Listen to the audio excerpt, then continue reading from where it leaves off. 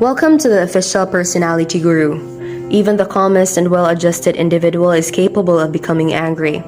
Although everyone is bound to become angry once in a while, not everyone is angered by the same things.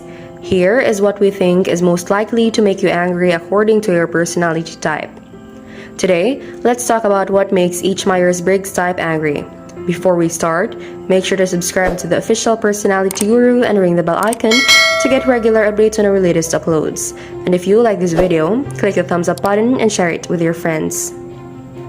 ESFP, being ignored.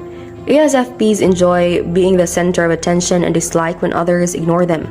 They don't always have to be center stage, but when people purposefully neglect them and do not pay attention to them, the ESFP becomes angry. They feel like this means people do not like or care for them, and they often lash out because of it. ISFP, liars. ISFPs often do not become angry and tend to keep an even temper in even the harshest situations. When people are hurtful towards them, they often become upset rather than outright angry. ISFPs do dislike people who lie constantly and have zero respect for the truth. People who pretend to be something they are not, making the ISFP unbelievably frustrated. ESTP, misinformation. ESTPs become very frustrated with people who just cannot understand simple concepts. They put a lot of personal effort into understanding and learning, and become angry with people who don't. They often will try to correct these misinformed people, since they believe everyone should have this common knowledge. If these people continue to ignore their facts and logic and decide to spread their misinformation, the ESTP will become angry. ISTP, constant complainers. ISTPs are generally pretty laid-back people and don't anger easily.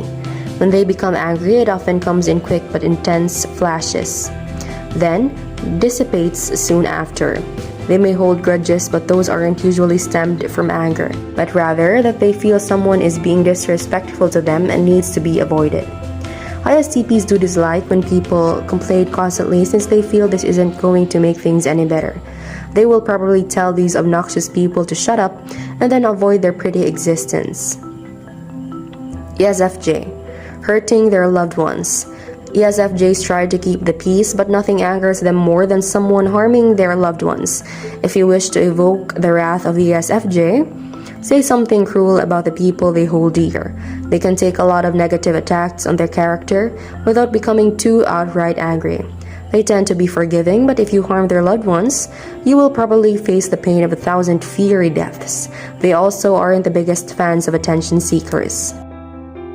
ISFJ, inconsiderate people.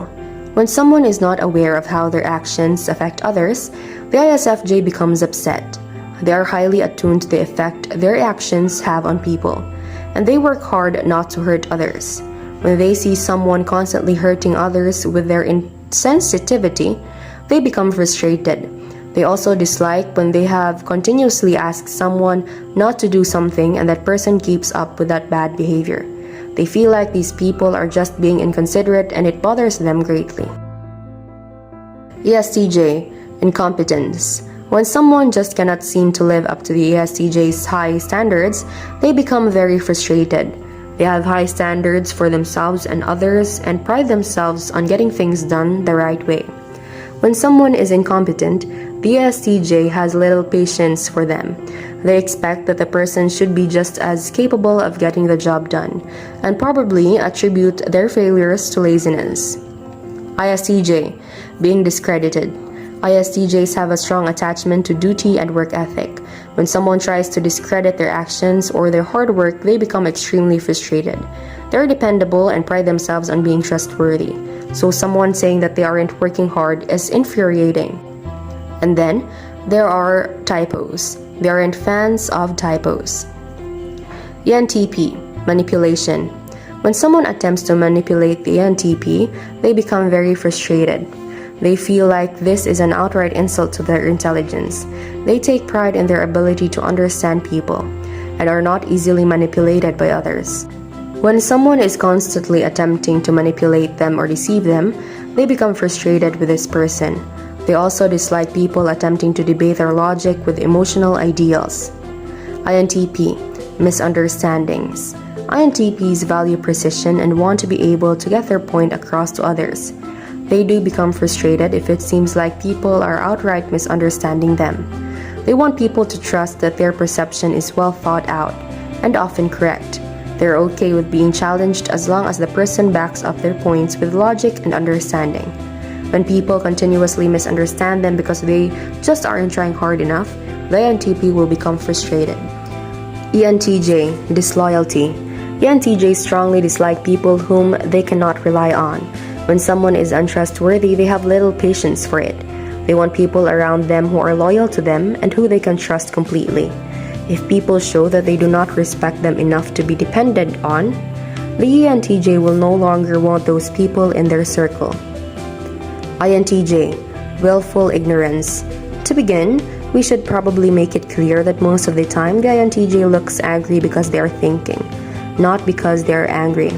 If they are angry, the best move is to just give them space, lots of space. They do become frustrated with people who just will not listen and exhibit stupid behavior willfully.